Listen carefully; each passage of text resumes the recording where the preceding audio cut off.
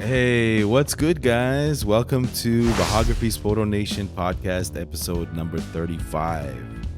Today, we have a special guest in the house, Vitalij, Touch Live Studio. Hey, what's going on, brother? Hey, how are you? Good. What's going on with you? Well, life is in a full swing for sure. Absolutely busy with, personal projects, work, family. It's, I'm in that phase right now where, you know, my time belongs to everybody else except for me. I know how that feels. For those of you who don't know Vitalij from Touch Life Studio, let's start with a little introduction. Vitalij, you have a YouTube channel. You're a professional photographer, wedding photographer. Talk to us a little bit about who you are, what you do, your YouTube channel, and stuff like that. Yeah, sure. Yeah, I've been doing wedding photography and just a portraiture in general, probably for the past, I want to say, a dozen of years, maybe more.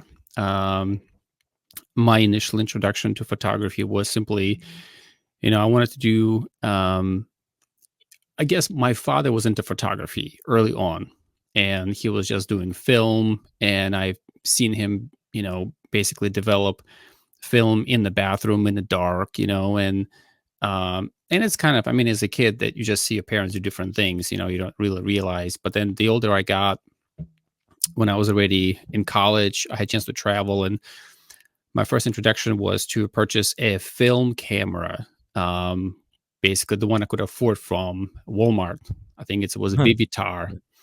And, at that point, obviously, digital photography wasn't really around yet. Not as much. Maybe it was 2001, I want to say. And that was my personal purchase, right? So, and from that point on, I kind of was, got into this a little bit more. And as digital came around, it was definitely more interesting. It was maybe easier. And I kind of been doing photography since then. It was really more liking it, taking pictures, learning different things, settings, manual, auto Yeah. shoot and stuff like that. So You're primarily a Nikon shooter right now, right? I am a Nikon shooter. I started with Nikon. I love the image quality that it delivers.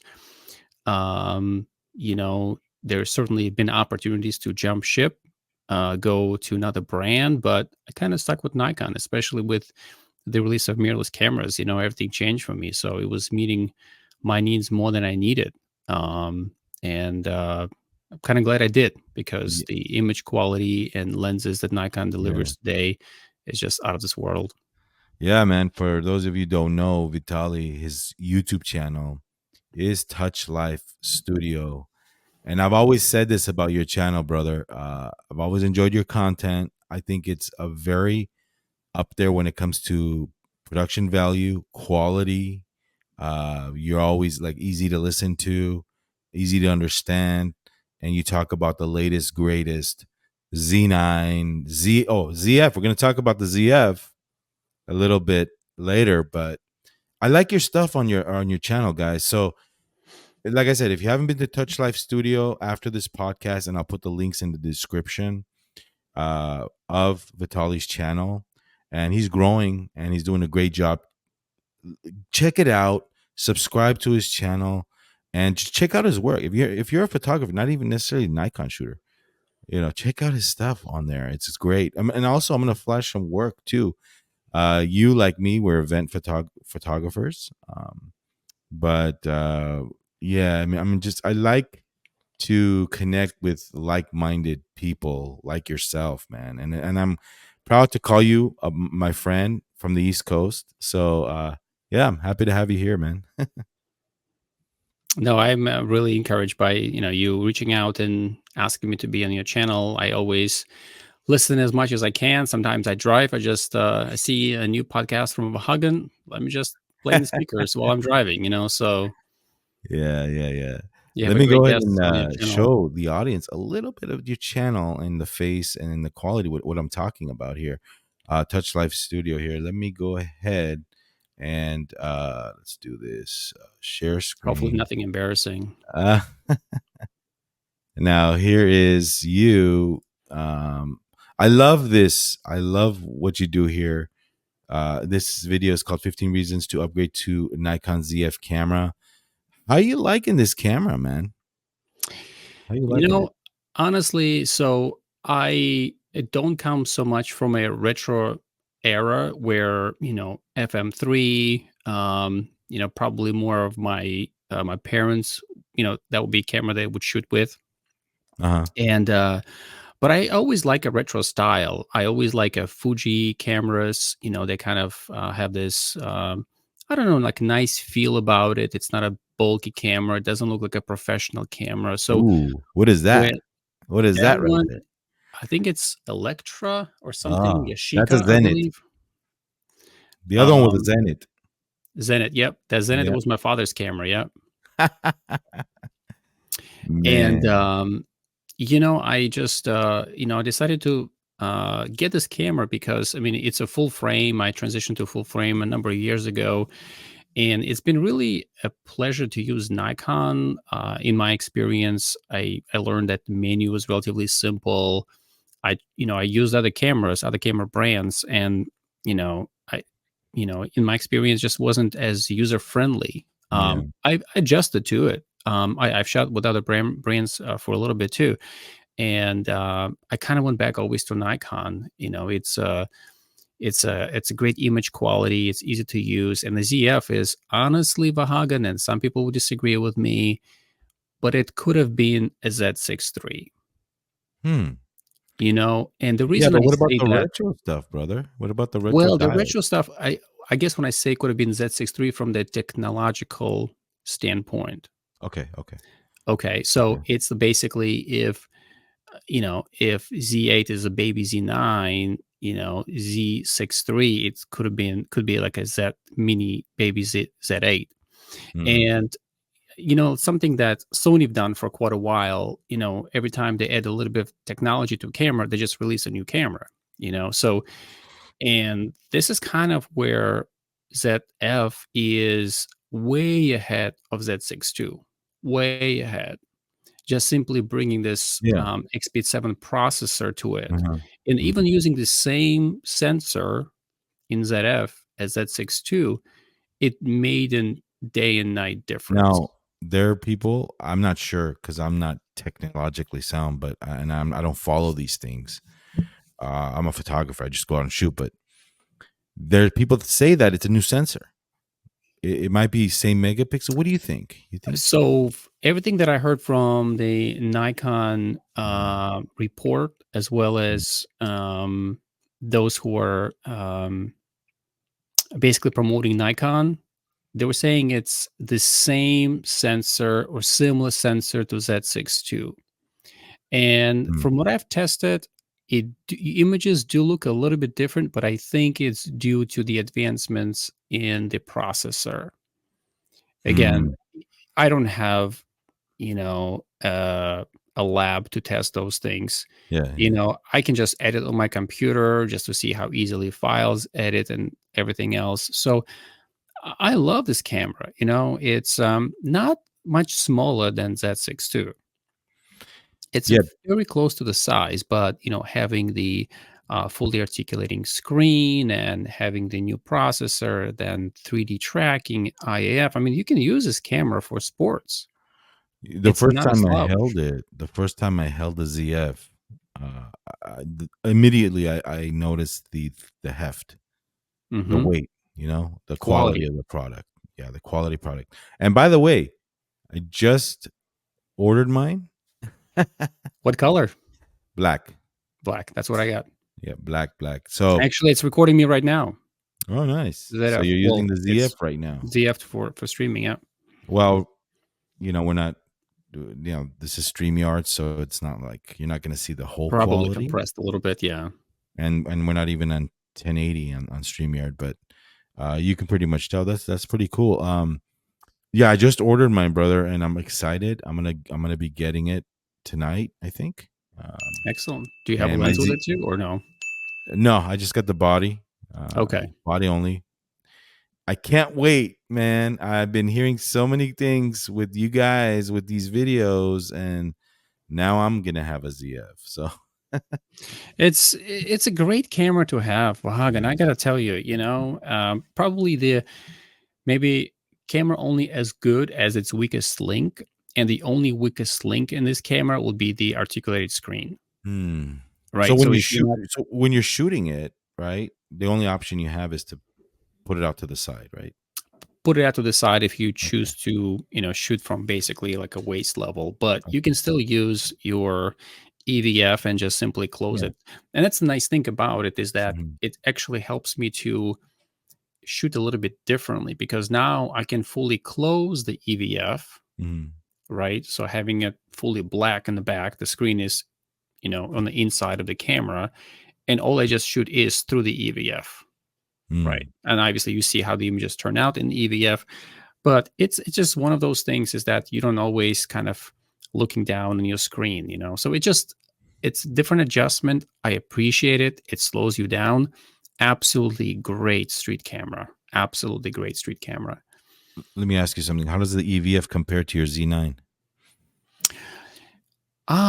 You know what? I haven't really done one-to-one comparison, Mm. but I know there are other EVFs better on the market, Yeah.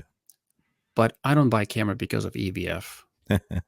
I'm sorry. I mean, Yeah. there are other people who might it's important to them. It's not Mm. that important to me. The image quality, the autofocus speed, the sensor, these are the things that I look for, and how easy it is to use. And so, yeah. But I Well, do suggest that you should get the little grip, the L-shaped grip. oh, okay. Now, I do disagree with you with the Z63 comment that you made only because of the video. Now, I was reading the spec sheet on the ZF video. Impressive. Yeah. We got the new processor, we got the tracking. It does a great job. But I don't think this camera does, and correct me if I'm wrong, I don't think this camera does 4K 60. For the ZF, The ZF, yes, it does. It just does in crop mode. it does it on crop mode. The Mhm. Z9 is doesn't crop, It right? does not 4K crop. 60. Does this camera do 4K 120? In your, Uh, I don't think so. I don't think so. I gotta look at it. I mean, We, we could be wrong, but it's see, not something I shoot with all the time, so it's yeah. So this is where I disagree with you as far as Z63 goes. I think the mhm, Z63 should be a more of a hybrid video shooter with those video features, sure. kind of like the Z8, Z9.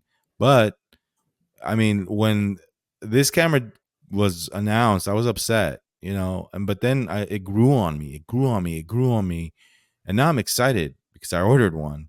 Now with everybody having one, everybody talking about it and liking it, even Canon shooters, YouTube 247MR, he bought a ZF. The first Nikon mirrorless camera is a ZF, and Oh, he's making that's videos great. on it. Yeah. Yeah. What's your favorite lens attached to that thing when you shoot? Honestly, I do like the retro look, so I got the 28 millimeter 2.8 SE special Mm. edition lens. Um, it just kind of goes along with the retro style. Now, somebody would argue with me that I added a small rig grip to it and takes away from the retro style. Everybody, it's a free Dude, country. Do whatever you want to do. You know what I wa- mean? So, watch. People are gonna go crazy. Okay, I am going to my first video. Okay, this is a street photographer camera, right? Well, sure. what I'm gonna do is I'm gonna go out, and I know people are gonna just go crazy, but I'm gonna get my knocked. You talk a crazy Oh, size yeah. imbalance there, right? I'm gonna get my knocked. I'm gonna mount it, and I'm gonna go do some street photography. I'm gonna have this $8,000 freaking 4 pound Do it. monster Do it. and this little camera in the bag. I know I'm gonna get some hate, but let's do it. I'm all for weird things like that, but I can't wait to see the results. Right? Yeah, I mean, I So think I think that at the end of the day, the image quality will be very similar to that 6.2, and that's I use a camera for so many things, but you can use ZF for weddings. I mean, I think what is Yeah. his name? Sam Hurt. I think he's a popular wedding photographer, also on YouTube. And you can use it. I've shot sports. I put 70 to 200 on it and took to shoot my kids soccer. Has no problems at all. Yeah, so So you what do you know do? There's no charger, so you charge internally, or you use your seven Z63 Z62 chargers. I actually use a Z62 charger, and Yeah. then I actually have right now plugged in. I don't know. You can see is the little bank attached to it. Ah. Okay, Okay. Very nice. so it has a That's battery cool. in it, but once the battery is in it, and you have a little power bank attached, there's a little symbol in the back of a camera that shows that there's a power source is attached to it. Very nice. And you're using So what lens here right now that we're looking at? it's 28 2.8 SE. Oh, you're using that lens. Okay. Yeah. Okay. Okay. At 2.8? Are you at 2.8? Is that 2.8? Yes, I think so. Yeah. Oh, wow. Okay. So right now I'm using a Z6 on my webcam here. All right. Okay.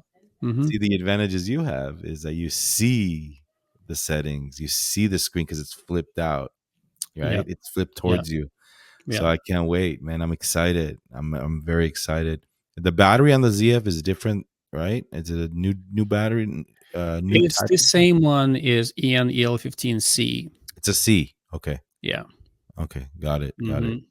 Man, So so I love what you do. I've always touted your channel as a very underrated because the quality that you produce, and you should have more subscribers. I'm telling you. I'm telling people about your channel. I know this is not your full-time gig.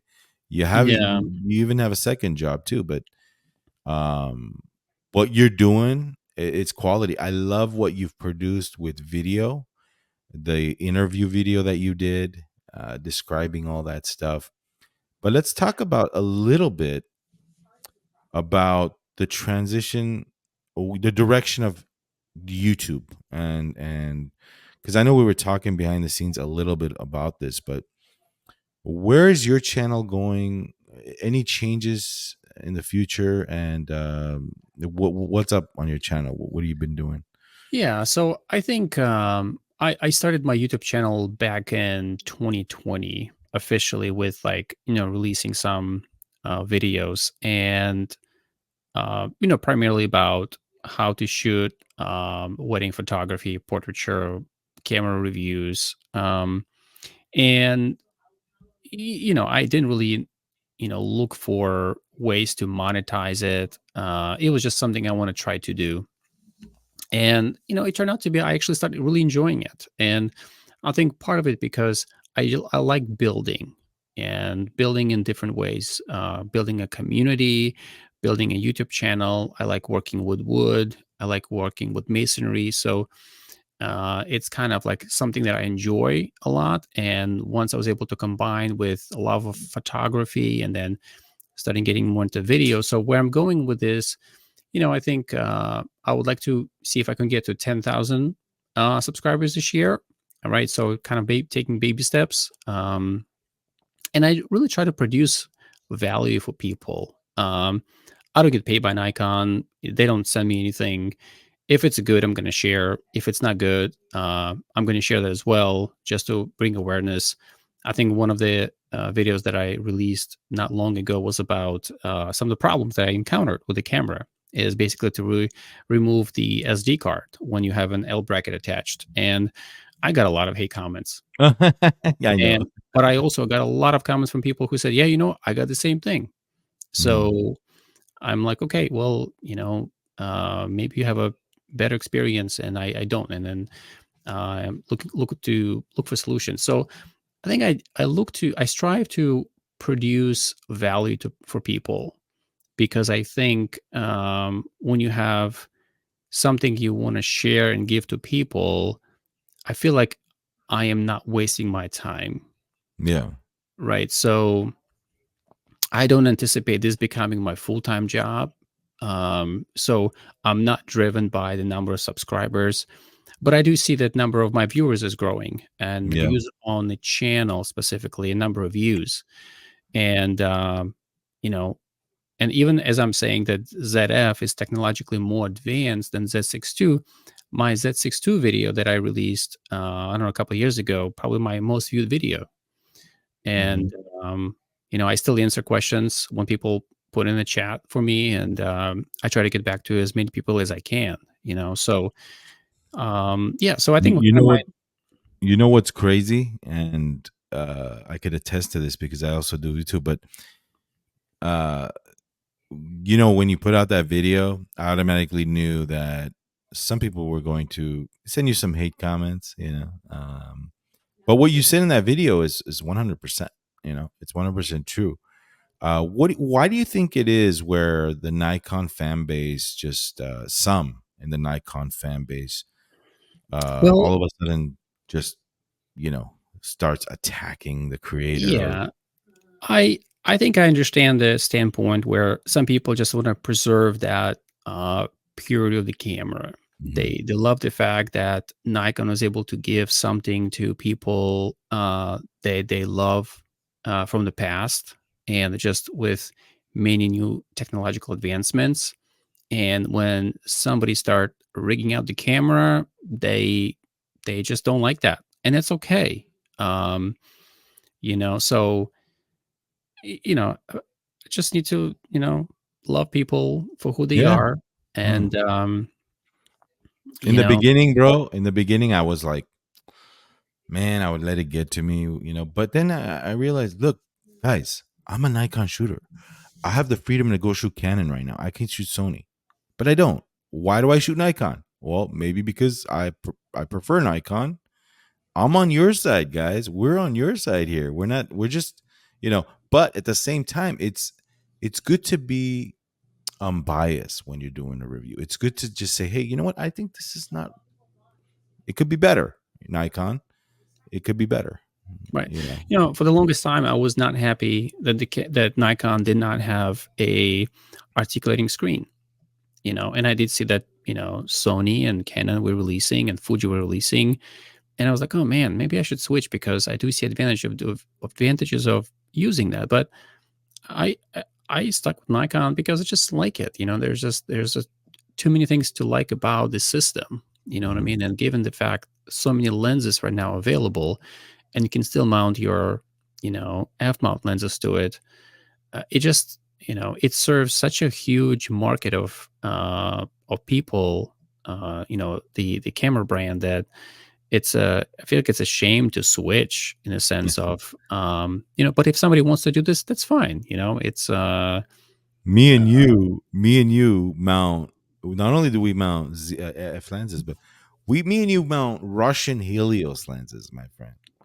That's what we do. We go old school. mhm. Yeah, I have one sitting right here next I to me know. right now. Because I I know. remember actually, thanks to you, when you talked about that Helios 44-2 Yeah. lens, Yeah. and I was like, man, I feel like I know this lens, and I was like, oh my gosh, it's on my shelf right now. So Yeah. I went on Amazon and I purchased the adapter, and I was so happy. I mean, it's little things make me happy, and Yeah, it's beautiful. It's beautiful. That lens is just beautiful, man. You can buy it dirt cheap, and it just has such character.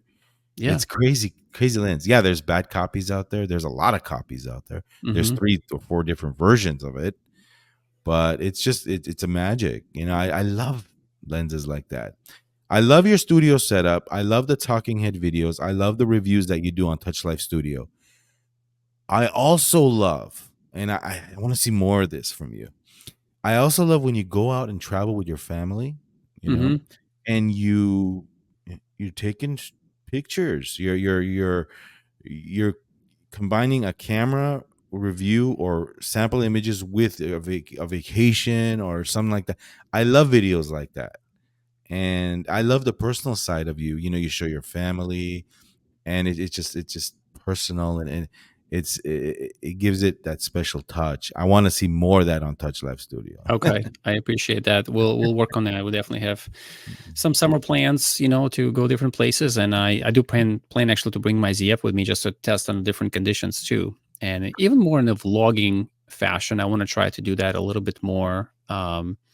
I have considered, you know, getting something smaller, even like a DJI, one of those new cameras with a gimbal. But I'm like, no, I want to stick with what I have because when I travel now, I feel like less is more, and I look for opportunities to use what I have. So, Let me ask you a question. Now that you have the ZF and you love it, are you finding that you're using the Z9 less now?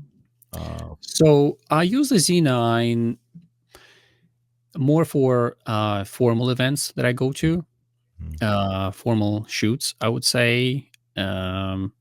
I think because I've been testing the camera, the ZF, so much more. Maybe that's the reason I used it a little bit more. You know, mm, so I think we all go through phases when we use some camera gear or some tool more than other mm, because of the need. But I appreciate the Z. I mean, I just recorded the video the other day for a small project, and I used the Z9 for it. I could have used the ZF too, but the Z9 was right there, and you know, IAF is reliable, and image quality is awesome. So, but I use them quite a bit, both of them. I probably use Z6 II. I use less because I mean, how mm, many cameras can you use at the same time? mhm, You mm. know, so um, Do you own any DSLRs? I no, I let them go. Yeah. I let the past Right. stay in the past. Yeah. Yeah. I mean, I'm a big fan. I love my I've seen some of D. your reviews about the Yeah. D5 and D6 recently. You talk What's about funny that. is I get some comments, and I got a few emails from viewers actually. Hey, did you sell your Z9? Are you not shooting mirrorless anymore because you keep talking about your D5? And I'm like, okay, wait a minute, guys. I gotta make a video showing that hey, I still have my Z9, and this is my used camera. Let's not get confused here. But yeah, I use both. I'm kind of like a hybrid DSLR and Z mount shooter. But man, I love it all, man. I mean, and then also, right? If I go sell my D4 right now, what Mhm. am I gonna get for it? A few $100? I mean, give me a break. I'll just keep it. You know? Yeah. I mean, some people, you know, when they into certain craft or they into Yeah, certain things, you know, yeah, maybe your first baseball glove or your golf club, you keep it, you yeah, know. For me, before, you know, I was a college student, when we, in order to get to afford a camera, I had to sell my previous one, yeah. you know, and so this is kind of how I end up kind of getting rid of most of my F mount stuff and DSLR cameras because I just was looking for you know, new technology, see how I can use it, and so. But they are great cameras. I mean, the, you know, D5 and D850. If people happy with shooting those cameras, please continue to shoot. You don't need to upgrade. You know, Well, if you're I not mean, looking to do video, you I know, mean, just those are yeah. great cameras at the end of the day. Yeah, I mean, I love the look, I love the feel, I love the hearing the shutter sound, and I have some F mount glass. So not that you can't use the Z mount, for I mean the Hmm. FTZ adapter, but I mean, like I said, man, I'm not gonna get much for the D800. I'm not gonna get much for the D4. The D3X is something that I love. The D5 is something that I always wanted, but I just didn't want to spend the money when it was new, but then I got it when it was dirt cheap. I was lucky, but and I'm also eyeing a D6. So I don't know. We'll see. But I'm getting a sense that you are more like a collectible type of guy as well. A little mm, bit, maybe.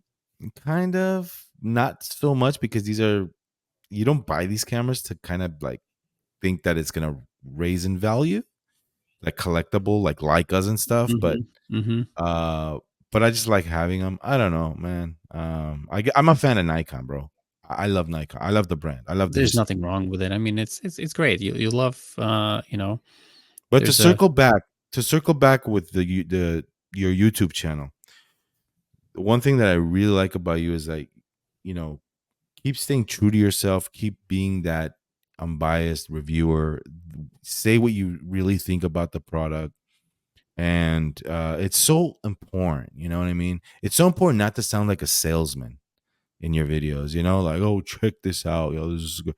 You know, I used to do that in the past, and then I found myself looking at listening back to what I was saying. I'm like, man, I sound like a used car salesman. You know, I gotta dial it down a little bit.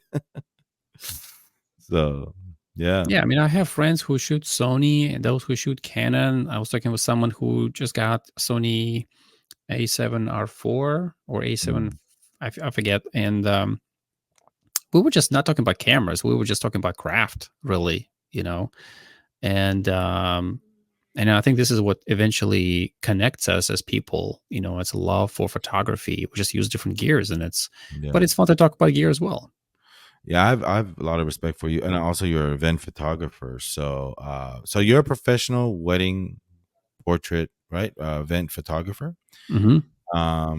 How's business? How's business? By the way, for those of you who don't know, you're from the East Coast. Where are you from? Connecticut. From Connecticut, yeah. Okay, originally from. Originally from Latvia. Nice, nice. That's right. Yeah, small Um, country. how's business and how's the weddings right now?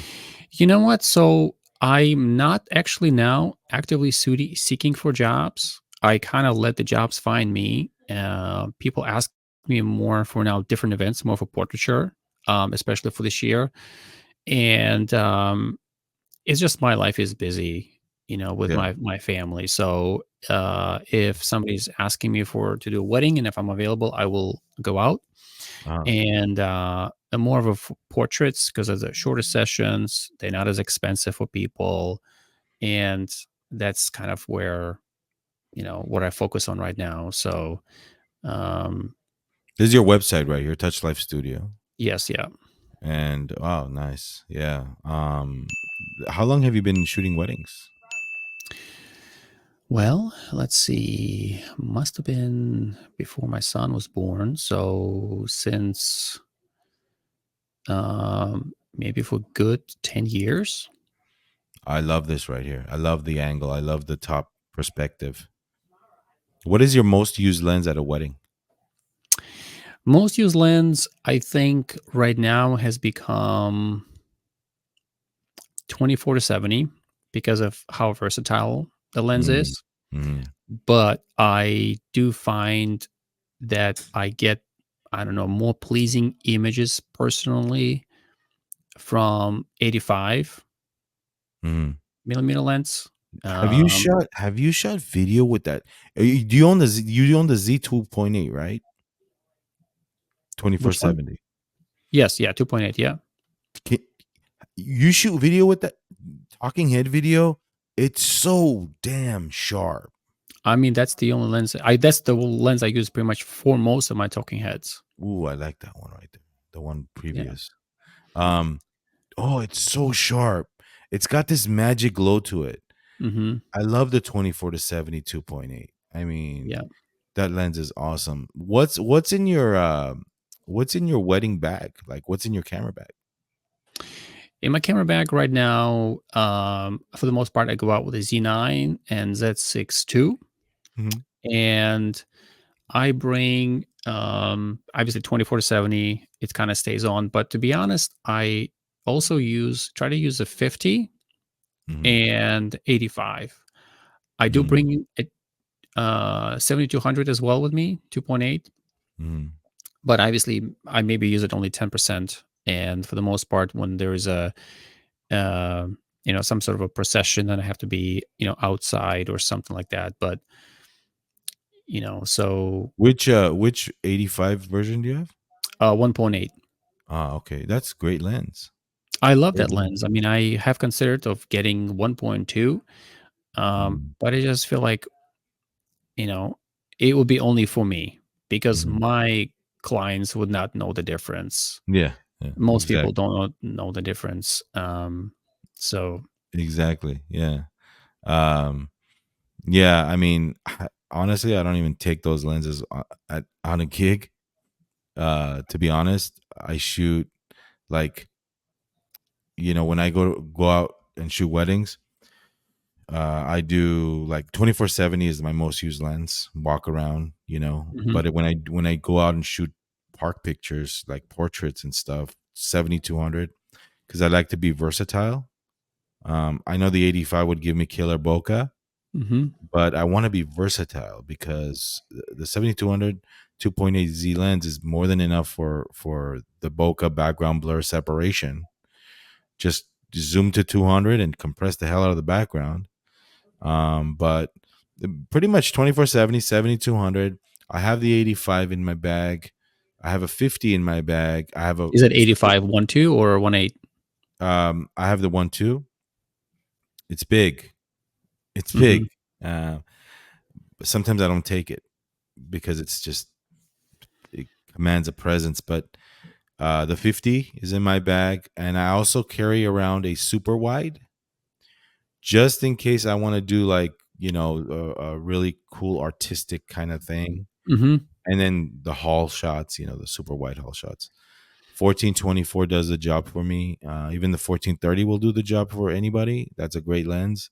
Hmm. Even the old 14 to 24 2.8 G lens was good lens. So, and then I have a fisheye in there just in case I want to have like a really cool fisheye effect. I carry around the 16 millimeter 2.8D autofocus. It doesn't autofocus on a mirrorless, but you don't need autofocus doing fisheye. I mean, pretty much everything's in focus. Yeah, yeah. I've seen some wedding photography shots with a fisheye lens, and those look pretty artistic, I would say. Yeah, yeah. So, But I haven't really used one, so it's like just all these exotics, like the Knox 50. I don't take those. I mean, never. I don't take those. I sometimes, like I said, I don't take the 85. hmm. Uh, I have an older 85 that I take if I want the 1.4. I have Yeah. an 85D, which Yep. autofocuses on DSLRs. I take that. It just depends how I feel, man. Have you But considered opening a rental shop? yeah, you don't know, but uh, I'm not as bad anymore. I used to be worse. I got rid of half the stuff, though. I got rid of half the stuff. Um, I got rid of a lot of the G lenses that I own. Were I you got rid selling of those like a private sale, or you take it Yeah. to like a camera shop? No, heck no. I would not do that. Okay. I'm not in a hurry to sell, so I Hmm. just list it on my local OfferUp or Okay. Facebook Marketplace or Yep. um, what's the other one? Craigslist. And then pretty much, I had good luck with that. So, Yeah. and by the way, if you're Mhm. if you're looking to sell something, you got a Nikon centric channel, brother. All you got to do is say, "Hey, I'm selling this." And you're gonna have like people emailing, "Hey, how much? Blah blah blah. This and that. PayPal. Yeah. Shipping." I've sold so many lenses to viewers. Really? Yeah, No. Okay. Yeah. I mean, that's one way to sell your gear, and I can see that. Yeah. I sent a lens out in Dubai to Dubai. Wow. Uh, yeah. He bought a 35 1.4 G lens, Okay. and I sent it to Dubai. And International sale. Look at you, Vahagn. So yeah, it's very it's cool.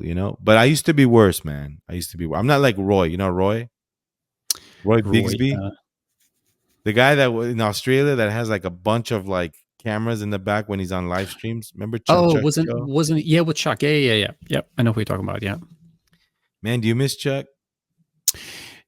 I definitely do, especially all those late night streams that he had, and I hope he'll have a quick recovery soon, and because I think maybe a month or two ago he came on, and his wife was helping him out, and just was so encouraging to see him, and you know it feels like he is that magnet for a community, and it's beautiful. So I have a. I was surfing the YouTubes on my screen, and I was like, man, let me go watch a couple of like older shows that he had, where everything was okay, and I'm like, man, these were some good times, and you should have seen the lineup. I mean, the lineup every week Hmm. was different. One week you'd have you on, me on, Ike. It's just a crazy combination of photographers talking, and it's Hmm. all documented there, man. It's all there for everybody to see, to go back on.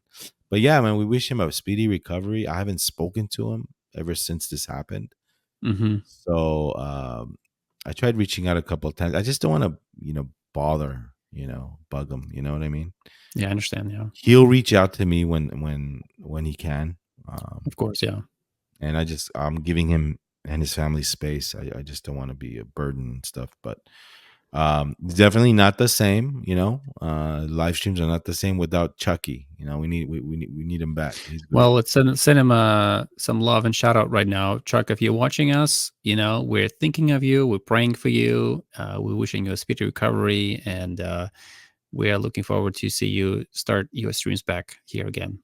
Yep, yep. We miss it. We definitely miss it because he had a combination of the older crowd, the younger crowd, the middle crowd, the crazy crowd. It was just the international crowd. Yeah, It wasn't just a absolutely agree. bunch of Yeah, like, it was great, and he was like the enforcer. Like he can never get mad at you. Like he has a way of him that it's just special. So we definitely yeah. miss him. Um, so talk to me about changes of photography genre over time.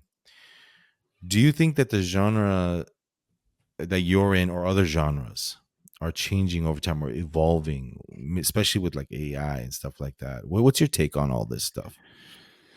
Well, I think as far as the changing personally, I think taste for people changes over time, and that's normal, right? I mean, we like certain foods when we are 10 years old, then we prefer something different when we're 20 and 30. So I think with photography, if you've been doing something for quite a while, I think it's very healthy to try something different because you get to learn what you're good at, what you're not good at. One of the things that I tried to do before was I tried to do baby photography and, with newborns. And I want to say I shot maybe three, um, three newborn events. And man, I never want one back. I don't want to do this I know. because, Yeah. especially first time moms, and they're very anxious. And it was like, I'm about to drop my camera. And, it just, I feel like I create more anxiety for myself. And I'm also trying to do a little bit more sports because this is where my kids are at this age where they're very active. So when I go there, sometimes I just, have a number of events throughout the week and I just wait for them. So I might as well bring my camera. I love that. So I love that about you. You incorporate the family time to your yeah. photography. Yeah, because I Do mean, at the people? end of the day, it's a building memory and, Yeah. taking a snapshot at a time. And, my son especially loves when, he does different track events or soccer, and then he wants to share with his friends, So I get to provide to my family not only, care for them and, provide food on the table, but some memories as well they can share with their friends, So that's kind of cool. Do So I think you as do Go people ahead. ask you about your gear when you're shooting at school and stuff in the field? Not really. I mean, the only time if I go to some larger event and I see somebody with other camera and we end up talking and we just, chat a little bit about a gear, Um, but other than that, I maybe only once when I was at a wedding event, somebody asked me what I was shooting with. Hmm. It's not something people are interested. They see an expensive piece of, metal and plastic and they don't know anything about it besides that it only takes Yeah. pictures, and but other than that, most people don't ask, at least in my experience. Yeah. I have a lot more conversations with friends who do have cameras and gear, what they use and why they use something, and then It kind of creates this small bonding experience, but I think it's healthy to try different things. Yeah. When I So when I'm doing like, well, just to talk about what we were talking about, the genres and changing styles and think this and that. I don't really follow trends that much. Like I'm not interested in like, let's for example, remember that trend where the bride wanted to take pictures of her in the dress in a desert with a couch. Remember oh that yeah, yeah, picture? yeah, yeah, yeah. I know what you're talking about. Yeah, I'm into that. I tell my clients, look, you like my work, you like my style, you like my services, you like my attitude and personality. Let me be the artist. Let me capture what I feel. And if the bride during the booking process talks about, I want this, I want that, I want this, I want that, and it's not really my thing, yeah. I just kindly say, you know what, I don't think we're a fit here, I see. Yeah, because we're gonna have issues. You just, this is not my style. Let me do what I want to do. yeah. You know how I deal with clients like that, or my experience with those situations is when I always ask my clients ahead of time. I would give them a list of the different poses, and they would just do a check mark for themselves, right? Hmm. Say, hey, I want this, I want this. So it gives me an idea what they're looking for, so that I just don't miss things when I'm at an, especially like wedding event.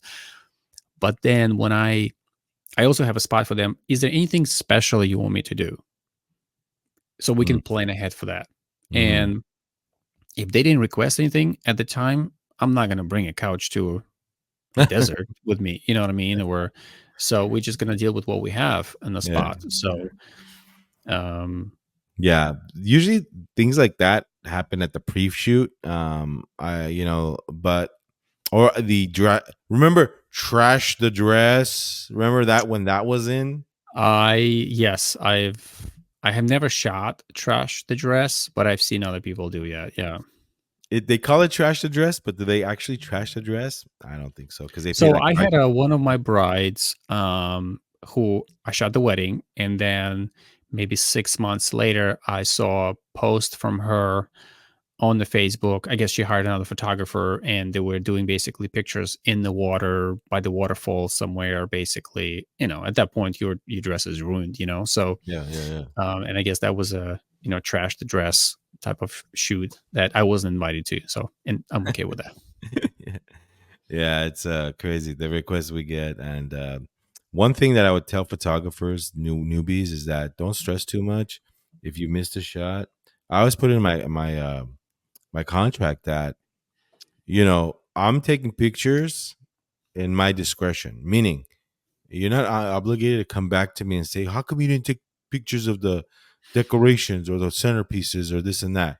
I take pictures of my discretion. Like, this is what I do. And if I'm not there and not taking pictures, of course, there's going to be times where you need to take the shot, the first kiss, the rings, the bands.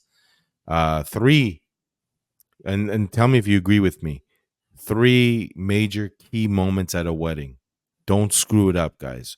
Number one, walking down the aisle, whether it's with the daughter and father or daughter and you know uh, Yep, bride and I hear groom. you. Yep, first Second kiss. is the kiss. Yeah, the kiss Yep. at the end. But in between is the rings. Don't miss that ring shot.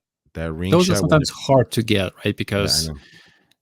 Depending hands are on what covered position by. you're at. That Yeah, yeah. Yeah, those three. Another thing, another First dance, I moment, would say. first dance, yeah, and another moment I would say is cutting the cake and when they do pop the champagne. Mhm. That one, and then pretty much everything else you can recreate. I mean, if you miss Yeah. it, the first look, when they're coming down and they're looking at each other for the first time. Yes, yeah. Not everybody does that, so it's kinda like if Yeah. the couple would like that. One of the other trends I've seen, and I've done that myself too at the couple's request, is the, sparklers exit. Hmm. That can be challenging. Yeah, because of the lighting condition, yeah. That can be challenging. Yeah. But the way to shoot that one of a Vahagn, and I found the best is you want to mount some kind of like a smaller size LED panel, like maybe like 3 by 5 inches to your camera hot shoe. Mm. Not use flash, but use a constant light, and then couples usually will be decently illuminated, and then you can do other adjustments in post. Yeah. Because when you use a flash, it just it kills basically sparklers and everything else. Oh yeah. Because all the mood. Yeah. Hey, by the way, I'm using a Viltrox lens on this one. I have a crop sensor, 27 millimeter, 1.2 Oh, wow. lens. We're using a Z6 Hmm. and it's DX, but this is the 27. So you're at about a 40 millimeter equivalent Okay. Yeah. at 1.2. Look at that. That's crazy, huh? Yeah. So yeah, man. I mean, I like, I like your work. I like you're totally professional. And I like your attitude, most importantly, because a lot of these guys that do good work in my market, they have this attitude problem, and I just don't deal well with these kind of people, you know. So Yeah. People are different, and I try to surround myself with people who are like-minded, who yeah, are there to serve and provide for people. And there are unhappy clients, and sometimes you have to deal with that. But it's part of an assignment. You know what I mean? It's something that you have to, you need to count the cost when you get into this kind of work. So, yeah. How many languages you speak? well, right now primarily two. I speak Russian and I speak English because obviously at home being here. I used to speak much better Latvian when I was born because of that's the national language. But after you're not using it for a long time, it's kind of You speak becomes less. fluent Russian? You speak fluent Russian? Yeah. You should hook up with Thing, bro. Talk to Thing Khan from Grays. Oh Yeah, yeah, I actually listened to them last night. talk to Um, him. See if you could have him go on his show. See if I you, that'd be great. They have You a know great show. I'm not a great guy for it. why? You're on my show. You're doing a good job. Well, I appreciate that. I mean, those guys are pretty busy. Becky, right? Becky and Khan. Becky and Khan, yeah, I think Khan is doing. I think Becky's in the States right now, and Khan's Oh, back okay. home, and he's doing like the live streams by himself right now. Oh, yeah. Because I But remember they used to do them being next to each other, but I see them a lot more on some sort of a Zoom call or something. yeah, yeah. No, definitely. I didn't know you speak Russian. That's cool, man. Yeah, I don't know. I know a few words in Russian. До yeah, свидания, привет, yeah. and all the bad words, of course. No, let's not say those here. Yeah, but in Armenia where I grew up, I mean, I didn't grow up. I grew up here, but that's the reason why I don't speak Russian that well because I Okay, yeah. grew up here. But if Hmm. I was in Soviet Armenia back where when I was born, and if Okay, I yeah, grew up there in schools, it Russian. Russian was the second language there. yeah, yeah, yeah, yeah. So everybody that's from there speaks Russian and Armenian. So I remember growing up, my parents would buy Armenian wine quite a Hmm. bit, and they would make some, as far as the food goes, they would make some like a shish kebabs, Armenian. Those Yeah, were the best, man. Those are the best.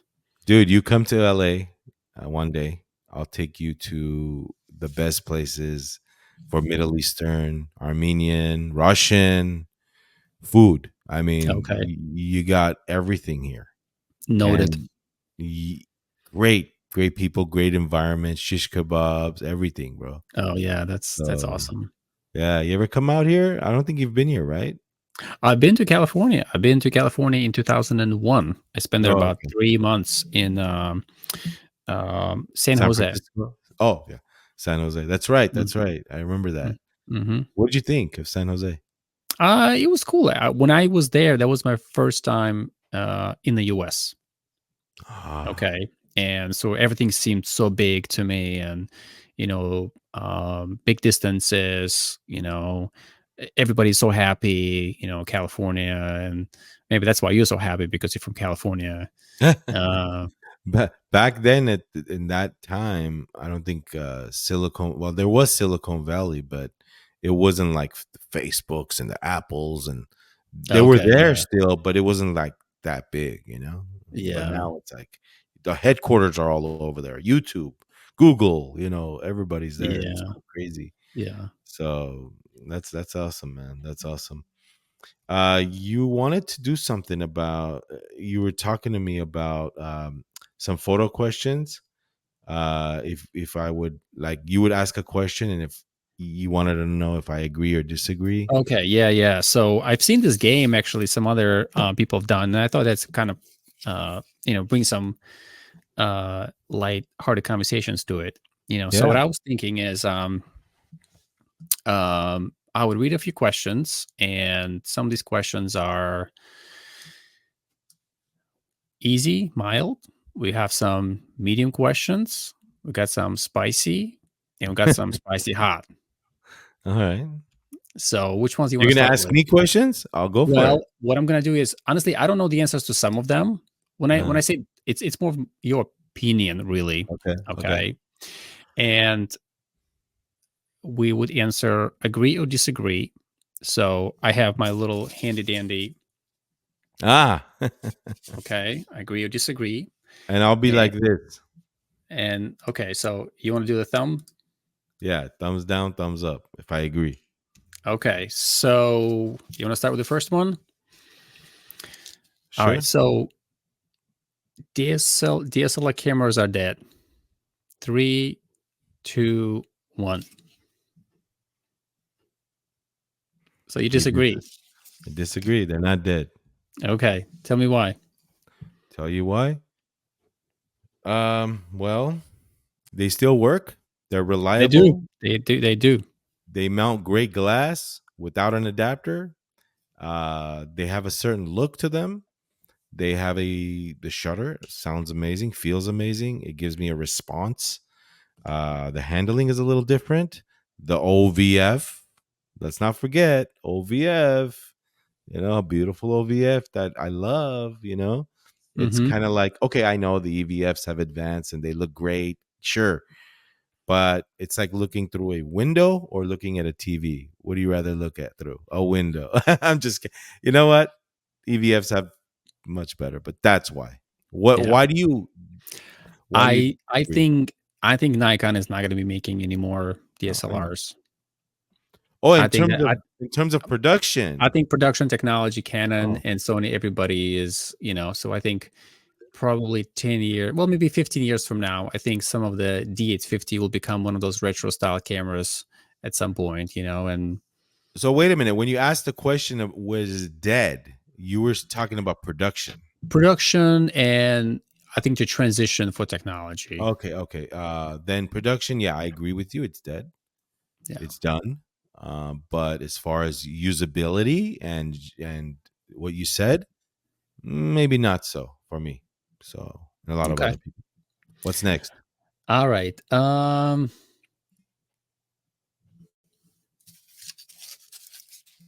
8K is overrated. Three, Um, two, one. I I guess we guess we agree. agree on that one. Yeah, The C9 shoots beautiful 8K, but I think the files are too large yeah. and editing is kind of difficult. And, most of us are not watching 8K. I mean, most of our phones are 1080 still. Most phones, when we watch a video on a phone, we don't even watch 4K. We don't even watch 1080. Most of the time, it's 720. You can't even tell the 720. difference. Mm, I mean, on a small phone, but 8K, I think the as of now, I agree that it's overrated because, like I said, the way you view video. I mean, you don't have an 8K monitor, you don't have an 8K video, big screen on in your living room. And I personally can't tell the difference on my Mac if it's 4K, 8K. The only one of the reasons where it would be useful is when you're punching in. hmm. That would be useful. Like if you're zooming in and Right. zooming out, that's pretty much it. I'm a still photographer most of the time, so for me, 4K is more than enough. Yeah, I It's agree with you. overkill sometimes. So I agree with you. As of now, Maybe in the future when things develop as far as like the displays and living room, then I would maybe change my mind. But for now, I don't even use 8K. Do you? Do you even shoot 8K ever? I shot several times just to get a feel for it. Mm-hmm. I think the image quality, well, when I say image quality, the colors, I don't think changing really much. It's more just resolution. Mm-hmm. And I mean, it's nice to try that for sure. Mm-hmm. But again, I'm not willing to deal right now, at least with those file sizes that are so huge. Mm. All right, I got one. Ready? Sure. Wedding photography.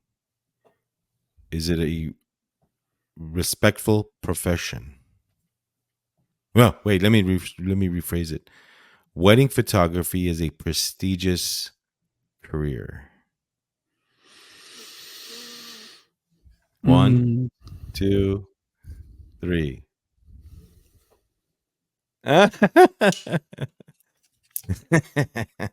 Why do you disagree? um, I know how I feel, Uh, but I also know the perception of others. mhm, And unfortunately, the way the world sees wedding photography, you know, they don't see the same way as somebody who is an attorney, somebody who is a doctor, somebody who provides, I mean, life-saving measures, somebody who is a firefighter, police officer, and they see this as an art. And there's just so many people that just don't appreciate art. They think it's a waste of time. They think it's it's a so, hobby. I think it's a hobby, so there's one way I feel about wedding photography that is a beautiful, beautiful art, but the way the world sees it, I don't think they recognize this as a prestigious, you know what I mean? You could make a decent, good living with it for sure. And we know some of those photographers. Um, but I think at this point, unfortunately, with technology development and everybody has a camera in their pocket, people just don't appreciate it as much. Yeah. All right, here's one. Um, Nikon next year will come out with their own cinema camera. One, two, three. Okay. The funny thing is, I have the same question on my list. You did. Yeah. Okay. So why would you agree? Because I want one. No, I mean, look, guys. You know, for me, I think it's essential because the other guys are doing it. Sony has a cinema line. Canon has a cinema line. Why Nikon does not? Nikon, it's a camera. It's a lens. Essentially the Mm, Z9 and some say the Z9 and the Z8 are essentially video cameras. They just take stills. But uh I think video is so important these days. I find it shameful that Nikon is not in the discussion when pro and cinema people talk cameras. Nikon is just like an afterthought. They don't even think of Nikon. And it's a shame because color science, this, that, ergonomics, longevity, lenses, right? So why do you disagree? yeah, I think I certainly agree with you that they have the tools, Yeah. at least the what people see as a final deliverables. You can absolutely produce. I mean, Nikon Z8, Z9, the tech in those cameras are the same tech, if not even more, than in many other Netflix approved cameras. Mm, Okay. It just Z8, Z9 is not listed on Netflix cameras, at least at mm, this time. mm, But I think maybe if they have a switch in their management and leadership and how they want to, what market they want to explore. Obviously, I don't work for Nikon. I don't know what happens behind the closed doors, but I think a lot of people would appreciate, um, you know, Nikon doing that kind of move. And I think maybe this is what they're trying to do. I mean, there's a reason why they invested so much money into this video technology. There's a reason for it. I don't think they just because they want to appease the existing customers. They would love to bring others in as well. I've heard both stories where uh, video shooters are switching to Nikon, and I've heard stories where people who shoot with Nikon are switching to Sony, Canon, or other systems just because they want to do better video. So, but I think in order to have a true cinema camera, you would need to have, you know, built-in ND filters.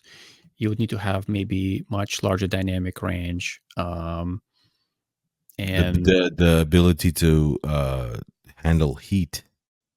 ability to handle heat, which I think Z9 is probably more capable to do that Mhm. because of the design of the camera and provided space within the camera. Um, but And yeah, all those like plugins and interface. You know, you need like I like to bring up this Canon C70 all the time hmm because it's not like an expensive video camera. Like it's not RE Alexa or you know what I mean? Those right, yeah, exotic reds. No, it's an affordable cinema camera, but it's a hmm dedicated video camera. So right. it's pretty cool. Would you agree that the video crowd is a much younger crowd than the photo stills crowd? Mm, so based on my current life cycle and life phase where I'm at, and what I see what's happening with the teenagers and younger crowd, TikTok, um, Instagram, I think video is more appealing to younger generation. No, no. I think a lot of the old Nikon heads don't want things to change, and that's why when I bring up video, they're like, "Shut up," you know, don't talk about that. Nikon is a stills company and this and that. Yeah, So yeah. I mean, look at all of the camcorders they made either by Panasonic, Sony, or Canon. Majority of them, yeah, and those are truly known market wide based cinema cameras. yeah, So Nikon will have to do something very drastic in order to be able to get into this market. Because people who invested thousands of dollars into lenses and bodies that are used to those systems, yeah. this But is look what at they. Canon. I mean, yeah, Canon's a huge company. I mean, Mhm. and they make their own sensors, but look at Canon. They're kicking really major butt when it comes to cinema, when it comes to that line, the C200, C500. Right? Yeah. Dude, these cameras are just amazing. I love video. It's exciting. I love motion picture, man. I love interviews, Yeah. like the interview you did. I mean, I love lighting an interview. It's just so amazing because you got video, you got lighting, you got audio, and it's fun. You know? Yeah. And those are all three separate genres to learn. Yeah. When it comes to being creative, because you know even learning audio itself. I mean, they have a dedicated professionals for those things in films. So I think both you and I are just being one man band, pretty much try to do everything. So Yeah. But I mean, if I was put in like a competitive environment where I needed to deliver, I pretty much would use my photo background to light. mhm, I would use my musical background to set up the audio system, and I would use my photo background to compose a shot. I think it's all those elements yeah. are there for me. I think I do a good job on that. If I had the proper tools. By the way, I love your lighting there in the back. Well, how many inches is that softbox back there? This one here, Yeah, I think it's not more than 36 inches. I is think that a it's is 36. that's a cob light right in there? Chip on uh board. Chip on board. yes, yeah, it's a Godox SW60 or Oh, SL60. I had two of those. Very nice light. Yeah, Very nice light. Is it bicolor or is it a daylight? just a daylight. Yeah, Daylight. Yeah, 5600 Kelvin. That's that's what cool. I use for all my talking headshots. I love that light. It's more than enough. It's powerful.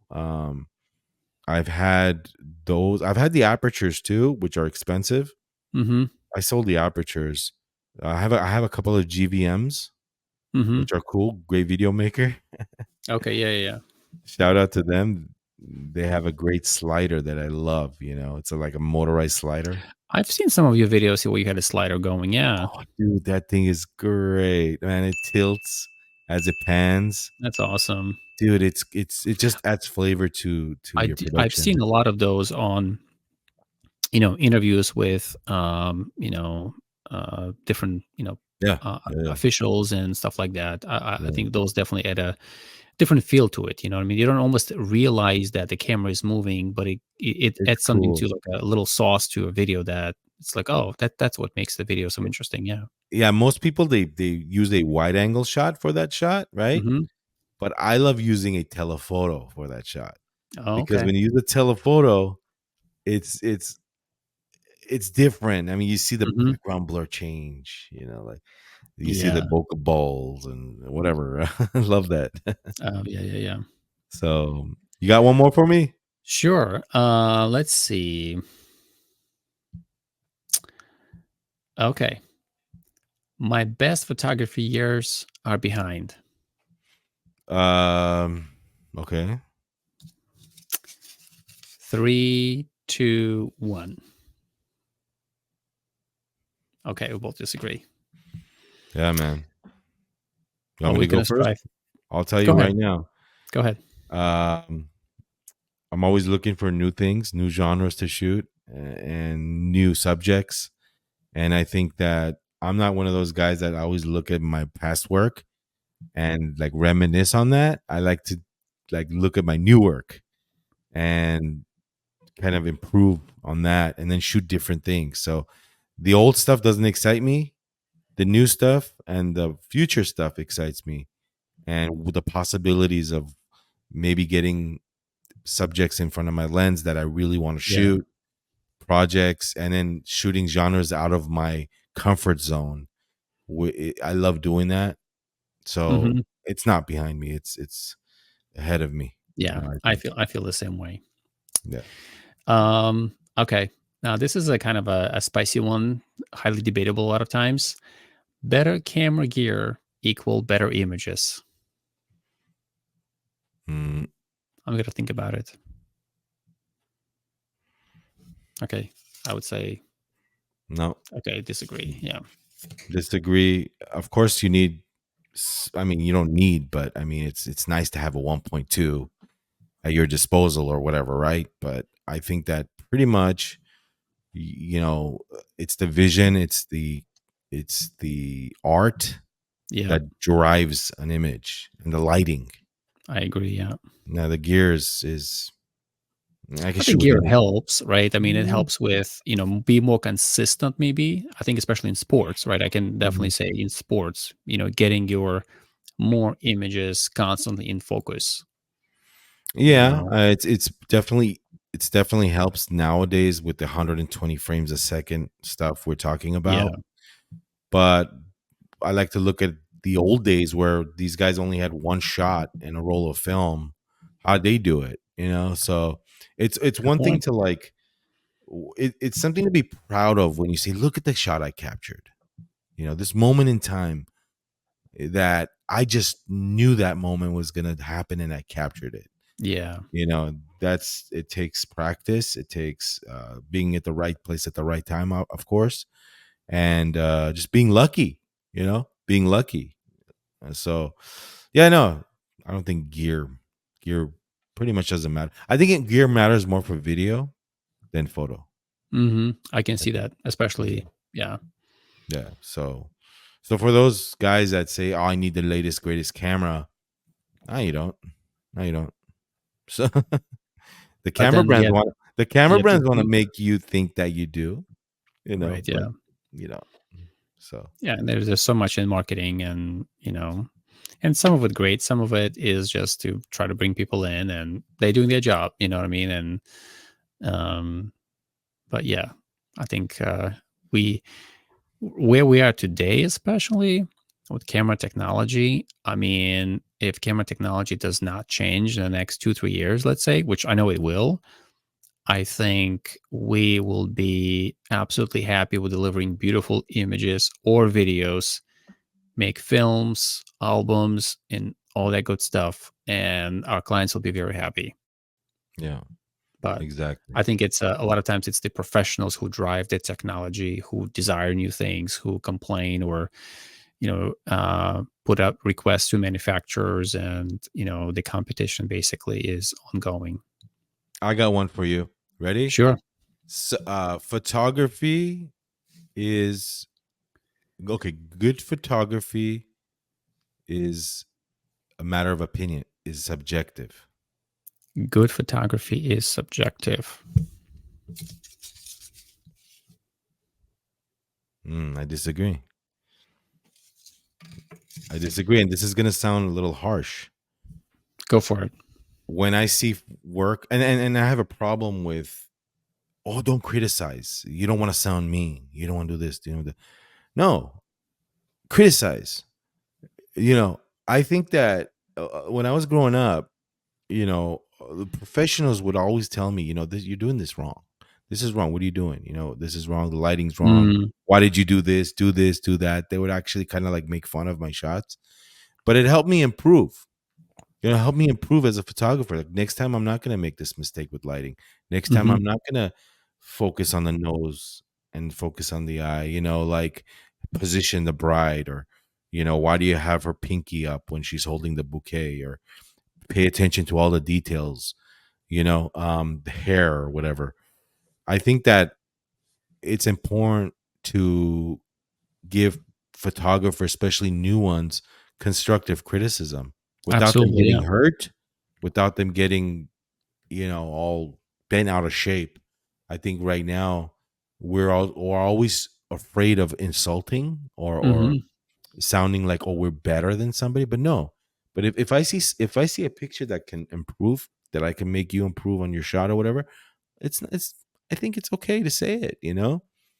Yeah, I Um think I think it's a lot of it has to do with how you say something, right? It's in our society where we communicate so much with people, it's not what we say, but how we say it. And you mhm, can be absolutely constructively critical about something with continue to encourage people and say something positive about it. And because if I was uh, giving constructive criticism to my kids every time they draw something, they will be so discouraged. mhm, So mhm. I think when you have this desire to make and create something, I try to comment on some of the friends who are studying in photography now, and well, this is encouraging, this is great, because I want to be able to encourage people to pursue that, not necessarily to discourage them, because everybody has a different personality. They have a different upbringing, and you don't know what baggage they carry. Because if you say something negative, they just may withdraw in their shell. So, but I want to see that craft continue with people, and people ask questions and want to pursue it, and find kind of an outlet for mental health and personal betterment. So Yeah, no, I agree. But when they're like, I don't know, when I see a picture that sells for $3 million, and it's a picture of like a candy store, 99, it's called 99 cents. This picture sold for like $2 million in an auction, or I don't know what the hell it was. It was it's stolen. hard for us to comprehend that, right? It's It's like, what the hell is this? Like, it's just a yeah, snapshot of a candy store. yeah, But I guess yeah, it's the composition. I guess it's that, like, to me as a visual artist, I don't see that as a big deal. To me, I would criticize that. I would say, what is this? But at the same time, I think that picture is like a sign of the times kind of thing. You know what I mean? Like yeah, a yeah. time capsule kind of Yeah. thing. So a lot of street photography is simple stuff. Oh yeah, this one is a hard one always. I try to learn more street photography myself and share with other people. I've done a number videos on street photography, and I do appreciate it, and I do look at other people's work, and I try to um, imitate or mimic so that I can learn to see what works, what doesn't work, because there's just so much different lighting, especially in an urban environment. So and it's a great mental health outlet basically for you to just to relax. I went to New York City, I don't know, last fall maybe, and just by myself with a camera, 50 Nice. millimeter. That's it. Just met all kinds of interesting people and took a lot of images, and I learned a lot from that. So What are you, 2 hours away? 1 hour away? probably 2 hours away. Yeah, No, it's not. Yeah. It's yeah, like me going to Palm Springs or something. yeah. You Just hop know, on the train. San You know what I mean, Diego. and just yeah, and you're there basically. That's cool, man. Yeah. No, but I know what you're saying about that. About just the street photography. I think a lot of it has to do with the nostalgia factor too. Yeah. Like I think street photography images get better over time, meaning they age like wine, like, Hmm. oh, look at the gas prices back then, look what they were wearing back then, look at the hairstyles, look at the shoes. Of course composition and lighting and all that stuff matters too, and then just capturing the moment in time. That's why I respect a lot of these photojournalists that Yeah. they go out there and they capture these moments in importance in life, in Yeah. history. You see, the way I starting to look at my images these days, whether it is a wedding photography, a portrait, or even street photography that I'm trying to get into a little bit more, does it tell a story? Hmm, hmm. Is there something behind that that makes you wonder? Oh, I wonder what's happening here. Yeah. And that when I'm starting to ponder, oh, this is what was happening. Maybe this image because it communicates emotion, and we as humans we connect to emotions. So that's kind of my indicator which direction I'm heading. I got one, and this will be the last one, I think, for me. Okay. Jared Polin is the best photo channel on YouTube. Ready? One, two, three. I'm like this. I'm actually like this on this one. So I don't want to hurt Jared Poland's channel. I think he is a great photographer. I think we all get carried away from time to time, and I used to watch Jared a lot, Jared, and but I think something was just I don't know. It feels like maybe something happened in his life or something, something just not the same as it Yeah. used to be. It His wasn't the same I say passion, his star his, and his hunger, his hunger to make it is so gone. You know what I mean? Like his hunger, yeah. his hunger to make it. I think his stuff has gotten a little bit too repetitive. And Um, when I say, because other people might have a different opinion about it completely, and that it might be their cup of tea. You know what I mean? For me, I appreciate more different things. Just like I mentioned earlier, I like different food. You don't have to like that. You know what I mean? But we can all unite and connect in the fact that it's about photography, yeah, and yeah, we yeah. in that field. And so let's enjoy it. Hey, I bring him up just for levity, just for fun. He like I said, he's a pioneer in this space, and I respect him for that. Yeah, so Absolutely, yeah, yeah. No, there's a lot of respect for yeah, absolutely, for people who've been, even people who've been around on channels like Tony Northrup and Chelsea. You know what I mean? They, I watched them, a lot, and I I think they think live in they're part of they're in your neighborhood, they bro. live in You should Connecticut go too. knock on the I door. never met them. You know what I mean? But every time they share video, I watch, and I give them thumbs up, and because there are things that I learned from them still. So Dude, you're in Connecticut. You have beautiful like areas in that city, we do. in that state. If I We was in do. the East Coast, man, I'd be filming all over the place, man. I love it. You know. And you Well, guys have thank you. beautiful mountains out there too, so it's There you like go. Yeah. things that we don't have here.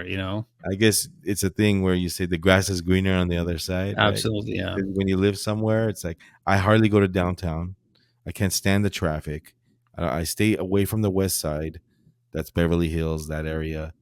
I like Yeah. Hollywood sometimes, but like the homeless crisis is crazy now. The tents Right, right. everywhere and stuff. Yeah, I But hear you. man, Vitali, this was great, man. Yeah, no, thanks for having me here. Appreciate the chat. Absolutely. This was So amazing. Like I said, brother, you're one of my favorite YouTube Nikon centric channels on the tubes right now. Because you bring it 100% and you're fair and balanced, you know. You I don't try to. sugar. I got nothing to sell. You know what I mean? Yeah, And exactly. Yeah. it's just, if somebody wants to listen, great. If somebody does not want to listen, I'm fine too. You don't sugarcoat, you know what I mean? You say it like it is, where it fits you or doesn't fit your needs. Like maybe it works for somebody else, but it doesn't work for you, right? So maybe you have a different opinion on things. But Yeah. what's the one comment that gets to you? Like one comment that you just like you're puzzled about. Like, or Um. one thing about YouTube that you're just like, really? Should I even do this? Yeah. I'm just wasting Yeah. my time here. Like, Yeah. I mean, I do get comments that are not kind, and but I just let it go. If something is debatable, I'll answer that. And again, it's maybe a matter of opinion. Like I did this. Uh, a lot of people have been asking me about, on my channel, should I get the Z6 II? Should I consider Z8? ZF kind of looks nice to me. Should I go, or should I wait for Z6 III? What's going to be in Z6 III? So people have been asking me a lot of those questions. So I felt compelled to make a video what I personally think Z6 III will consist of. Okay. And I got some positive comments, and I got some very not so positive comments. You know what I mean? And again, it's the matter of opinion. We have no facts yet, but I really try to do my personal analysis based on where Nikon has been, and with the cost, what kind of sensor they're providing, releasing, and the mm, timing. And based on that, I make a conclusion, right? I didn't want to make a conclusion based on, oh, this is what I think out of the air. I want yeah, to look at the trend, at the history, and where I think it's heading. And I could be wrong. You know what I mean? I don't have a crystal ball. So, but I think it's important to provide people some feedback, especially if they're asking for it. So, yeah. I think for me, it's like, people know that, uh, I came here. I'm an immigrant to this country. I came here at a young age, but I wasn't born here. But I'm not the most articulate person, you know. But I kind of know what I'm doing because I've been doing this for a long time. Um, if you want somebody like Gerald Undone, somebody that's technical. I know a friend that's technical. Like he's so technical. He'll smoke anybody when it comes. He even knows what the sensors are made of, how many connections things have. But he can't shoot. Like he doesn't know how to shoot. He knows about the camera, but he doesn't know how to take a picture. I'm yeah, more of like the artist kind of side. So when people comment, saying something like, "Hey, you said something wrong," or "It's not this, it's that," I'm like, dude, I'm only human, bro. Like I know I said it wrong. I remember I made a review. I was reviewing the 200 millimeter f2 lens, and I said something wrong about the stops, and I hmm, said some the stops were off. And even in the comments, I posted it saying, "Hey, by the way, correction, I said this wrong." You know what I mean? yeah, yeah, yeah, But they still, like, some people can, they hammered me on that. Oh, by the way, it's not this, it's not that, it's not. Man, all I can say is give me a camera, give me a lens, give me a nice subject, and I'll show you what this lens can do. right, yeah, I could care less about dynamic, like how many stops of this light, how many this, what the autofocus motors are made from, or how fast it is. Like, come on, all that stuff yeah, goes out the window. yeah. And I try to learn those things because it's important to other people. So I can't learn everything, but things that I can learn, and I do like technology in general. So for me, it's like, okay, if I can learn it, I will share it. Yeah, I don't have a lab at home to test things like some other, channels, or more, places where people send cameras to test and stuff like that. I can only see what I see on the screen. So, yeah, and if it looks good, I'll share it. If it doesn't look good, if I'm having difficulties with something, I'm more than happy to share. Again, at the end of the day, I want to provide value to people, and it's and as and with that, just take it for what it is. So there are many other channels that people can watch as well and get additional feedback, and that's what I yeah, try to do when I look to buy something. I don't watch only one review. I try to watch multiple ones and yeah. make an educated decision based on that. Yeah, I mean, you make perfect sense. And the videos that you make, you think about, you say, okay, this helped me out. This can also help others out. There's a purpose for making this video. And I think you're very calculated in your approach to making videos on YouTube, but your videos have substance and your videos have purpose. And that's what I like about you. Keep on going, guys. Appreciate Like it. I said, Thank you. the link is in the description. Touch Life Studio on YouTube. Vitali, this was amazing. I had a great time chatting with you. This is just like guys hanging out, getting a beer, drinking some vodka, and talking photography, virtually though. Right. All right, Vahagn. Well, thanks again. Appreciate it. I gotta jump off right now. So, again, Thank you. Thank you very huge much. appreciation to you for inviting me on your channel, on your show. I love chatting with you anytime, and I'm hoping to provide more videos, create more videos for people, and interact in this beautiful photography community with people like you and others. All right, guys. Like I said, Vitali, Touch Life Studio. Check him out on YouTube. Show him some love. Go out there, subscribe. Now, you don't have to be a Nikon shooter. You photography. You learn a lot on his channel. And go out there, show him some love. All right, guys. Thank you for watching. This is episode 35, Vahagraphy's Photo Nation podcast. Like, subscribe, and share for future podcasts. This is Vahagraphy. I'm Vahagn, your rock and roll photographer. We'll see you soon. Rock and roll.